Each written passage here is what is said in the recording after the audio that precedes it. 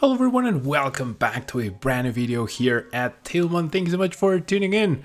Today we're gonna be covering the Thailand regional that I think was a tournament that not many people are aware of, but gives us more insight into the next rotation as it was played in the F regulation, in the F onwards regulation format, which is really cool to see, especially because we've been paying so much attention to the C leagues in Japan, but this tournament was taken over by a completely brand new deck that I don't think I had seen featured over in Japan, at least not this build specifically, with the Gouging Fire. This Gouging Fire deck list is so cool. Has all these. This is essentially a firebox deck, right? You have Gouging Fire, Entei, Delphox, Radiant Charizard, and even Chi-Yu as a single prize Pokemon attacker. Now, of course, you're going to be using Professor Sada's Vitality to power up those Gouging Fires as much as you can. You're also going to be using Mela. Mela is a pretty powerful card that hasn't seen any play now, but is a fire type specific supporter. You can use this card only if any of your Pokemon were knocked out during your opponent's last turn. Then you may attach a basic fire energy from your discard pile to one of your Pokemon, and then if you do, you draw until you have 6 cards in your hand. So it's draw power and energy acceleration. You also, of course, have the quadruple magma basin in order to make sure that you can get those energy attachments. And then you have a plethora of powerful Pokemon at your disposal. Gouging Fire with that Blaze Blitz doing 260 damage, along with switch cards to make sure that you're moving that Gouging Fire around, and even the Iron Valiant with Tachyon Bits for a little bit of extra damage, which is really cool to see. Then you have the Entei with the nice fleet-footed ability, and the Burning Rondo attack just doing a solid consistent amount of damage every turn. You have Delphox speed to have threats to the bench with the Magical Flare attack doing 120 damage to the active and 120 damage to a bench Pokemon. You try that against Qianbao and you're gonna be in for a very good time. You have the Radiant Charizard, of course, a very powerful attacker that just gets more and more powerful and more threatening as the game advances and your opponent gets closer to winning.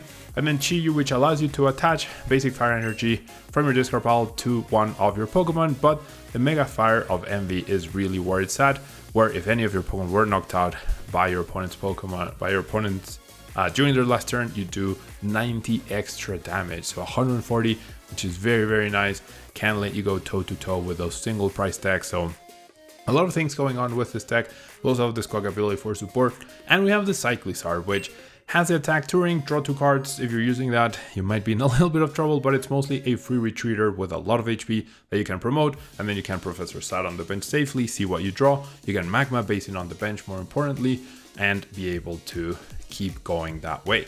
Now, the rest of supporters, Research, Boss's Orders, Iono, Penny, a lot of variety, and I think that's really cool to see. We have Palpad as well to make sure that we can recycle any resources that we lose through the discarding of Ultra Ball, Earthen Vessel, or even the Professor Research. We have access to Forest Seal Stone thanks to the fact that we play V Pokemon, and our A-Spec of choice is the Maximum Belt because that allows Gouging Fire to do 310 damage, which is so much, and with Tachyon Bits, you can even do 330 damage to a Charizard EX. So this deck's matchup against Charizard EX, I'm not sure how good or bad it is. The Magical Flare, I'm sure, helps. You wouldn't expect too much bench damage from a fire deck right now, but maybe we now need to always play around the Delphox B even in Charizard decks. And yeah, really cool build, really cool deck by Wasin. I don't want to butcher the last name. I may even be butchering the first name, but congratulations to them over at the Thailand regional. And so we have the top 16 decks. Thank you very much, Limitless, for providing them. And so let's take a look at the Dialga Metang, which also I heard more about this deck than the Gouging Fire deck. Dialga Metang, of course, a very cool deck. That is a more well-known established archetype. I have been playing a little bit with this list.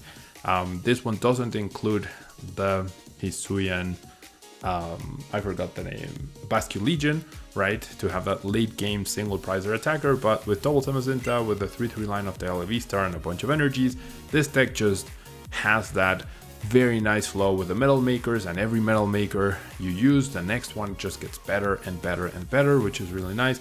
sometimes all of a sudden you have all your energies in play and you haven't even realized it. So Dialga VSTAR has the Star Cronus attack, which is very, very powerful, giving you that extra turn, which is always a very nice asset. I think this might be the only card that gives you that now, if I'm not mistaken, because Medicham V is now gone from the format. And then you can even power up Mew EX as well if you really wanted to, in order to target down something and copy something like your opponent's Greninja's Moonlight Shuriken, which might not be on the top of their mind. And you can also hold off on benching the Mew EX, so you can surprise them with that play in one turn. So really cool deck to see. I'm excited to play with this in the channel, as well as the Gouging Fire deck, so be on the lookout for those videos in the near future as we gear up for EUIC in the next weekend. Now, in third place we have Lost Box, this very standard looking Lost Box, which has been doing the rounds now, has been quite popular in Japan, has the versatility of Roaring Moon, Iron Hands, and Hoopa EX as well, covering 3 different typings, along with the threat of Sableye, along with the threat of Greninja, along with the threat of Cramorant Early Pressure. Iron Bundle, now that opponents don't expect or know there's no way, there's no escape rope anymore, Iron Bundle can help you get that, like, push your opponent's Pokemon back to the bench, and then all of a sudden you can have a big advantage that way. Sometimes that is, I remember when I was playing with the amazing rare Rayquaza Lost Box, people always questioned the 4 escape rope, and that was like immediately the card that they would cut, or they would change for an extra switch or whatever they did. And I don't think people realize how powerful escape rope is and how good that effect can be. In many instances, it can be as powerful as a boss's orders, which is really, really amazing. And then this deck has a lot of Gusting now with the 2 counter catchers and the Prime Catcher. I think Prime Catcher is a very powerful card in this deck, because then you're able to Colress and Ghost, or Roxanne and Ghost, which is something that this deck really struggled to do before. Had to play cross switchers if you wanted to do that, or if you wanted to boss, you couldn't Colress or Disrupt. So Prime Catcher, a very powerful addition to this deck. I still question this deck's Charizard matchup. What we can see is a lack of Charizard at the very top, right? So I'm not sure what happened there, but with only Roaring Moon as an answer, that can be a little tricky. Of course, they have Spiritomb as well to slow down the Rotoms and the Luminions, but I myself have been having a lot of trouble dealing with Charizard with a lot of the different cool decks. Charizard seems to be like the benchmark of this format, and this deck, I think, should be able to go toe-to-toe with the Charizard, but it could be a little difficult as well. Now in 4th place we have good old Giratina Lost Zone Box. No more Path to a Peak shenanigans, but still basically the same structure. Now has Iron Leaves as a way to deal with Charizard, and that means we are swapping the 4 Psychics to the and 3 Grass to 4 Grass and 3 Psychic, so that there's more focus on Iron Leaves. You can also super out the Iron Leaves, so you could potentially utilize Iron Leaves back to back. Now, one thing I very clearly see missing here is the fact that you can't search for the Iron Leaves, you just have to hope to draw into it. So I've been playing with a couple Ultra Balls to give you that easiness of search. Another interesting thing to highlight in this list is the use of Forest Seal Stone as an alternative to Starrakium. Sometimes you just need that one specific card to win, and 280 damage is going to be enough. And then we have Prime Catcher for the A spec of choice. So a lot of variety, no more Path to a Peak does open up a lot of space, and interesting to use the Temple of Sinnoh could be so that you can go Temple of Sinnoh, Roxanne, Lugia KO, even if they have a V-Guard, or even if they have the Mist Energy, and you also deny the activation of the Gift Energy. So I like Temple of Sinnoh. I actually would love to see a second copy, but this deck, very powerful and very cool to see still being good. Next up we have another Giratina Lost Zone Box with the same structure essentially. It might be, no, it's not same 60. This one doesn't have Temple of Sinnoh, does have the Forest Seal Stone, does have 1 less Boss's Orders than the previous one, has that extra Iono, has the Iron Leaves, has the same energy structure, except it has 1 extra Jet Energy. So Giratina is still Giratina, and it's still a very, very powerful and good deck. So make sure you are on the lookout and testing against that if you're going to UIC or Orlando. And then we have Arc Giratina, another really cool deck that is essentially back in the metagame after having its time in the spotlight, winning a regional, and then not doing much since. Now it's back in full force, and it seems to be a force to be reckoned with in the current format, and it's all thanks to Maximum Belt. Maximum Belt helps Arceus just have that push of the damage, whereas before 180 just wasn't really threatening. Now at turn 2, 230 damage actually covers so much of the metagame, right? All these big basic decks like Future Box, Chien Paos, all of these big basic Pokemon, now you can knock out on turn 2 and start to get an advantage and power up your Giratinas on the bench. You have Iron Leaves to deal with Charizard a little bit easier as well, and even you can save the Maximum Belt for Giratina V-Star, and Lost Impact for 280 plus the Maximum Belt is the perfect 330 damage in order to take a 1-hit KO on Zard. Now this version does play Pokemon League Headquarters, which is really interesting to see, trying to slow down the ancient boxes, trying to slow down the future boxes, and those decks don't seem to play stadiums, or they are playing Lost Vacuum perhaps, or not a lot of stadiums, I guess. Pokestop is in ancient box, but the Stadium War is definitely taking a backseat with current builds, it seems. So one stadium can actually stick for a long time, and if you can stick that stadium against these basic based Pokemon decks, even Lost Box, then you're in for a good time. And then we have the variety of the energy, big focus on the grass to make sure that you have access to the Iron Leaves as much as possible, and then V-Guard to cover and reduce for potential mirror matches on Lost Box Giratina. Same for the Radiant Gardevoir. Now that ability cannot be shut down, and therefore you have the option to always be protected from an opponent's Lost Impact, whether it's in the mirror or against Lost Zone Giratina. And we have Great Tusk. Great Tusk still making an appearance.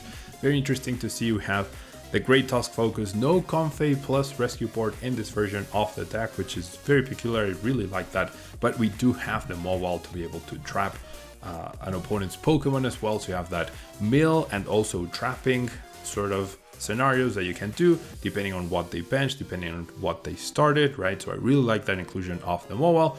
And then other than that, we have Airy to disrupt, Airy Cast to try to trap something as well. We have the Force Status Vitality and for Explorer's Guidance to make sure that you are trying to mill 4 guards every turn.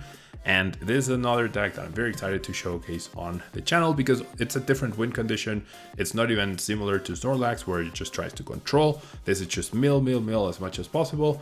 And it's very exciting to see that this strategy is also versatile and viable in the current metagame. So really cool to see here this deck, and very nice to see it do well at the very top. Then we have good old future Iron Hands. This is very similar to the list that I posted on YouTube the other day. So if you haven't watched that video, you should definitely check it out, especially because the thumbnail is pretty cool. But anyways, Future Box, I always felt like you need the support of Iron Leaves to make sure that you can try to deal with Charizard. Charizard can steal Heavy Baton, and that is very problematic. Lost Vacuum away your Heavy Baton, and that is very problematic. But overall, this deck is very fast, very powerful, and the synergy with the Techno Raider and all the future Pokemon cannot be understated. Mew EX as backup, you can even power up the Mew EX sometimes through the Heavy Baton, and then you can be aggressive with Pulse Order, Counter Catcher, and Prime Catcher, as well as Disrupt with Roxanna and Iona, which is a very interesting inclusion here. So very cool deck, very powerful, and definitely a threat that you need to account for. Has a difficult Charizard matchup without the Iron Leaves coverage, but if you do have it, then you can also go toe-to-toe against them. So very cool to see. But I do want to highlight once again, we're 9 decks in, and even Gardevoir placed higher than Charizard in this particular tournament, which is really interesting to see. Good old Gardevoir even has the memory skip route, so this is giving me EUIC 2023 vibes, but has the Galate with Body Cash to be able to fetch supporters, has the 2-1 Drifloon Screamtail attack combo, which is pretty much the standard nowadays, has the Flutter Mane to make sure that you are shutting down things like Lost Box, which is very, very important with that Midnight Fluttering ability, no abilities from the active, no Comfey, which is really, really cool to see, has the Mimikyu as well to make sure you slow down an opponent's board, and you can actually attack with the Mimikyu as well to make it a threat and deal with whatever Mimikyu counters they do have. Manaphy and Jirachi for bench protection, and then we have now an Arven focus on the deck to make sure that we can also try to use Technical Machine Evolution. It's so broken to have energy in your hand and then go Arven, Body Puffin, Technical Machine Evolution, get to Relt, and immediately evolve them and have the refinements ready to draw you extra cards next turn. Super powerful combo.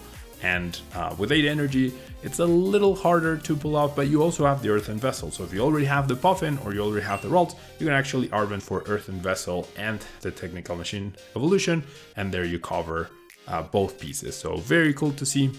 Pricing energies can be difficult for this deck sometimes, so I've seen other people try out heavier counts of the basic energy, but obviously it worked for this player. Nathapong over in Thailand. So very cool to see. The damage pump inclusion is also very peculiar, allows you to manipulate the damage to maybe let Drifloon get that little bit of extra damage. Screamtail gets that little bit of extra damage, perhaps. Probably not Screamtail because... No, yeah, both Pokemon could get that little bit of extra damage. So damage manipulation is the name of the game now, with Gardy very weak to Lost Vacuum, but most decks are only playing like one Lost Vacuum. And I feel like Lost Vacuum is a very underrated card right now. If I were going to UIC, I would be playing 2 Lost Vacuum if my deck permitted, because it's good against Charizard, it's good against Future Box, it's good against Gardy. You might not run into a lot of Gardy, but if you do, you're going to be very happy that you have at least 1 Lost Vacuum in there. Now, next up, we have another Giratina Lost Zone box, once again with the Force Seal Stone. This one includes Thornton and Double Roxanne. Oh no, wait, the Double Roxanne has been in everyone. Includes Thornton over Iono, which is very interesting to see. Allows you to reuse the Iron Leaves, I guess, a little bit easier. You do need to have exactly 2 energies, although you could Super Rod the energies back and then Thornton plus Mirage Gate to power up. You can also have an extra Sableye, an extra Cramorant, or if you don't have any 2 Prizers, then you can Thornton into a Giratina and then immediately wipe your opponent out with a Lost Impact or Star Requiem if they didn't account for the Thornton, which I'm sure must have caught a lot of people off guard. No Pokegear in the list is what has me a little nervous. Giratina's consistency hasn't, or lack of consistency, hasn't changed from one format to the other. So I think 2 Pokegear is a must in Giratina, and we're not seeing it here, but that's, I mean, it could also be personal preference, right? It can work without Pokegear, but Pokegear just gives you that extra cushion to be able to find those early Colruses or dig for a boss or a Roxanne, and now the Thornton for a late game sweep. Now, 11th place, Critomet, we have Lugia, the big new threatening Pokemon of the format, thanks to the beautiful Cinccino's special ball attack, doing 70 damage for every special energy attached. We are seeing decks with so many energies, 17 total energies, and this version chose to play the maximum belt along with a copy of Arven to allow Lugia to hit for that little bit of extra damage, to allow Cinccino to hit for a little bit of extra damage, but I think more importantly, Snorlax's Stomping Snore, if powered up with 3 regular energies plus the maximum belt, hits for 230 damage. So that means Snorlax can effectively trade 2 for 1 with all these new big basic Pokemaniacs that are seeing a lot of play, and gives you that, like, powering up a Snorlax that way is definitely easier than a Cinccino, right? So having Snorlax be that threat is very powerful, and then it's being played in place of Master Rule. Master Rule is consistency, but in the games I've played with Lugia, Master Rule hasn't been like this huge amazing card that just changes everything, because sometimes you wish Master Ball was an Ultra Ball so you could discard. The Master Ball is nice, but I do feel like it's vastly inferior to the maximum belt in Lugia builds after playing with the deck a lot more. And then the consistency that Gift Energy provides is so powerful, but this is something I mentioned earlier. Temple of Sinnoh is very powerful right now against Lugia because Lugia decks are playing 1 or 2 stadiums only. Yeah, so if a Temple of Sinnoh sticks plus they knock out your Pokemon and you were counting on the Gift Energy to draw extra cards, you might be out of luck. Now, 12th place, we see an Ancient box with a lot of variety, even a 1/1 Slitherwing and Great Tusk. The Great Tusk probably more, well, I mean, you can mill your opponent's deck, which is interesting. Also an extra Ancient card to discard. You could get to the Giant Tusk, but 4 energies with no double turbo just feels like way too much. You're probably never gonna do that, so I mean, I guess in a very close battle against whatever, you could try to do that and mill your opponent and sneak a win here and there. But the Slither Wing I really like, so that you can Burning Turbulence opposing Iron Hands and stop them from trading 2 prizes or grabbing 2 prizes each turn, especially since Koraidon cannot one-hit KO them, and Roaring Moon takes a little bit to build up to that point where you can actually KO, one-hit KO an Iron Hand. So the Slither Wing I think is a mandatory answer to the current threat level of Iron Hands EX, and I've seen a lot of decks play 2 copies of Slither Wing. This one plays 1 and 1 Great Tusk, which is also fine, does have access to the Heavy Ball, but overall I definitely prefer having 2 Slither Wings myself. Awakening Drum, no surprise, only 3 booster energy capsules, which is very peculiar. I would love to see a 4th overall, and heavy on the energy, that I do really like, because a lot of these decks have been playing 8 or even I've seen lists with 7 energy, and it just feels like even though you have the supporter like Sada to keep drawing, then you just don't have energies in your discard pile because you're not drawing them at all, even with 4 Earthen Vessels. So I really like the 10 energy total. Only 1 Dark Patch, so heavy reliance on Professor Sawdust for this build. I would love to see a second Dark Patch as well, but of course you can only play 60 cards, so you can't just have it all. Alright, 13th place, another Giratina Lost Zone box, has the Ditto this time, has the Thornton as well, has a copy of Arven too, so trying to take advantage of the Technical Machine Crisis Punch a little bit easier. It's the only tool, so that doesn't seem super worth it, but how many times have you call risked hoping just for a Mirage Gate, right? All you need is a Mirage Gate and you turn around the game.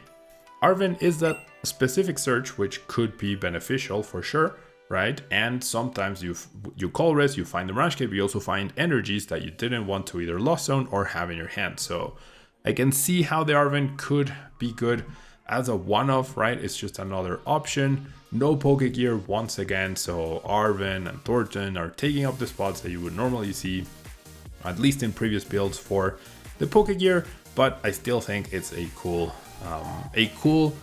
personal choice, right? This is always something that I explain to people. Like, I don't think there's ever a perfect 60 cards for a deck.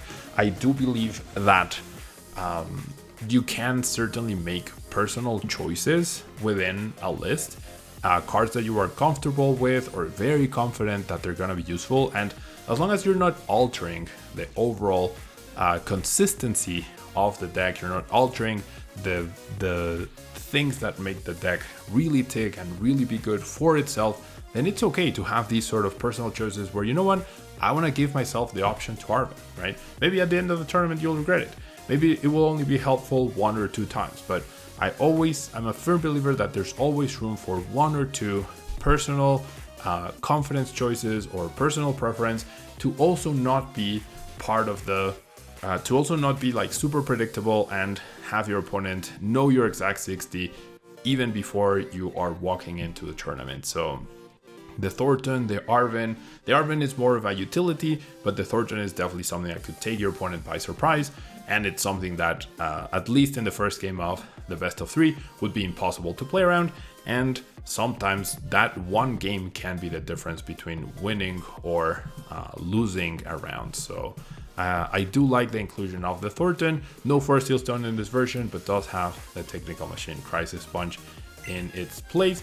And then finally we see the first Charizard Pidgeot. There's a Mist Energy right there at the bottom, only 1. So Charizard seems to not have done as hot as expected, right? There's all this talk about Charizard and Charizard Pidgeot being the top deck, which I wholeheartedly agree, along with Charizard Weavile.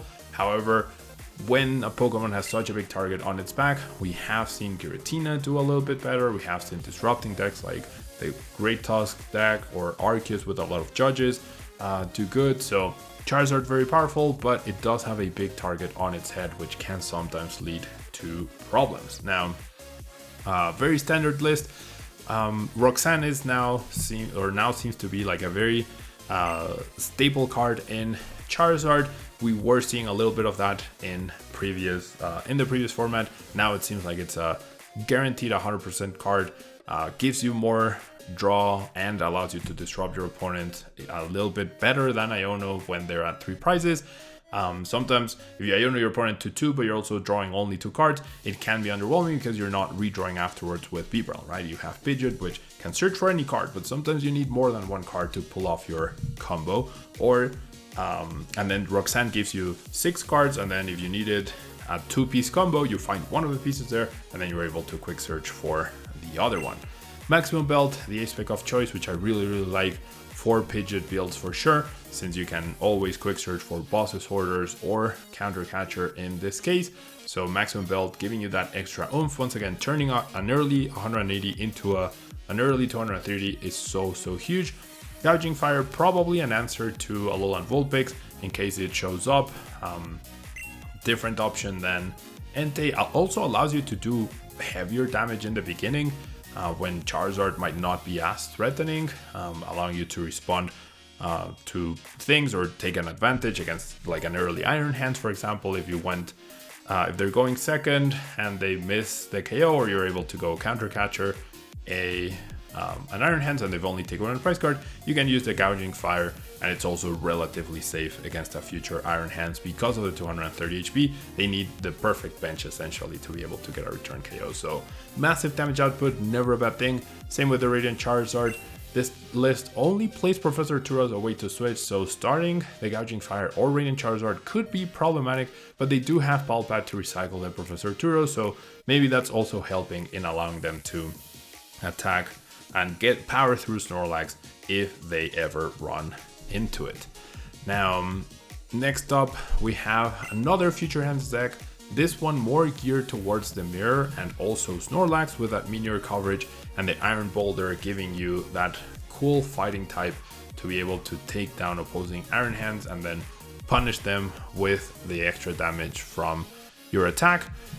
Very cool to see. Other than that, very standardized Iron Hands with complete disregard of Charizard, just trying to go toe-to-toe with it, or trying to take 1 prize into a big arm press, into an Amphivarmage, into a Ghost KO. That's like the game plan against Charizard if you don't have Iron Leaves, which can or cannot work a lot of the time, but depends on the meta. You might want to tech for Charizard, or if Future Hands is really being very dominant in your area, you might want to tech for the mirror, and then the Meteor, of course, a tech for the Snorlax decks that otherwise would run you over with no switching cards. And then finally, a very interesting deck, something we haven't seen in so long. I don't remember the last time a Zoroark VSTAR deck appeared so high in a tournament. I know it's gotten day 2 a couple of times, but Hisuian Zoroark VSTAR, very cool card, does a lot of damage with its Curse attack. And now with Maximum Belt, it can increase its damage once again to get to those high numbers, can actually one-shot a Charizard EX, which is always the big threshold, has the extra draw power with the Dodrio with a zooming draw, and has synergy with the Gape Bog, because then the Dodrio is a more powerful threat in the beginning, can also manipulate the damage through damage pump thanks to the Gengar, placing damage there, the Dodrio using zooming draw, powering itself up. So there's a lot of possibilities with that. And then because Zoroark is colorless type, it can abuse Share and Scare as well. In case something can't deal a one-shot, you can Share and Scare back, get the double turbo back, and you're in a really good spot. Couple of Gift and couple of Jet energies to help give variety and more accessible energies. In case you go first, you are able to attach one of those. You can build up. If your double turbo doesn't get KO'd, you have those turns to attach Gift and attach Jet. And of course, the V-Star ability, Phantom Star, allows you to have that very nice stability and balance and extra consistency once you get a Zoroark V-Star into play. So very cool deck, also not reliant in Buddy Puffins, so we have to focus on Great Balls, Nest Balls, and Ultra Balls. Very surprised that there's 4 Great Balls as opposed to 4 Nest Ball, 4 Ultra Ball, and 2 Great Balls, or even 3-3. Because Great Ball, of course, is random and Nest Ball is guaranteed, and in the very beginning you definitely want to establish that Zoroark V-Star. Now, I'm also surprised there is a lot of bench protection, of course, with Manaphy and Jirachi. There's definitely cards that you could include, such as Klefki or even Fluttermane, that you could play in the deck, so that, or even Mimikyu, so that in the beginning you can Void Return into them and try to make it harder for your opponent to attack and or take a knockout. Now, another thing that is really cool about this deck is how Cypher Maniac synergizes with the Dodrio Zooming Draw, so very cool to see that combo right there. And this Eileen also combos really nicely with the Dodrio, so that's a way you could actually potentially get back the maximum belt after it got discarded, and then you could deal another back-to-back 330 damage to a potential Charizard EX that way. So very, very cool to see. I'm really looking forward to trying out this deck. Major props to Pramut, who played this deck, and definitely expect it to be featured in the channel sometime soon. But yeah, that's the top 16 deck rundown from Thailand. Another important tournament happening before EUIC that gives us more information. And my conclusion, the metagame is all over the place, right? There's definitely room for originality, even though it's been 2 months of us looking at seed leagues and the meta evolving over in Japan with a big tournament as reference. This tournament saw Hisuian Zoroark VSTAR make top 16, so Charizard not do so hot and only have one placement in top 16, and then a finals between Gouging Fire and Dialga Metang, which I don't think anyone would have ever predicted. Just like at the last LAIC, when we had Paradox Rift come out, no one would have predicted an NTR and Valiant versus Miraidon final. So exciting times ahead of us. I'm really looking forward to EUIC, and yeah, let me know your thoughts. Let me know if you've tried any of these decks, and I'll see you in the next video. Bye-bye. If you want to support the channel, you can use code tablemon to get 5% off at Potent Store for your online codes, 10% off for your sealed product at Flipside Gaming, and 10% off on your aluminum accessories at TC Evolutions. Or if you're looking to buy singles or sleeves, you can fill up your cart and close the tab, then click on the affiliate link in the description and check out. That way you can support the channel over at TCG Player, Card Market, and Dragon Shield. ¿Eres de México y necesitas cartas de Pokémon? Busca Hyperbeam Cards en Facebook e Instagram. Y si estás en Tijuana, búscalos en el local C27 en el Centro Comercial Otay.